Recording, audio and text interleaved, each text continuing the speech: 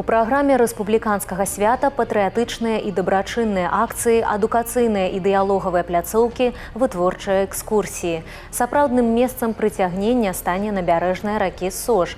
19 сакавіка ў 19:30 там развернецца фестываль з дыджэямі, харэаграфіяй, песнямі, брэйк-данс-батламі, святочнай ілюмінацыяй і светавым шоу. Фінальным акордам маштабнай падзеі 21 сакавіка стане ўрачыстая цырымонія перадачы старшыні гомельскага гарвыканкама Уладзіміру Прывалову символичного ключа молодежной столицы. В нашем городе свыше 90 тысяч молодых людей, то есть мы можем говорить о том, что это каждый пятый. Белорусский республиканский союз молодежи в рамках молодежной столицы города Гомеля будет принимать активное участие во всех мероприятиях. То есть в рамках этого года у нас программа очень насыщенная, планируем мероприятия по многим направлениям, в первую очередь по гражданско-патриотическому воспитанию.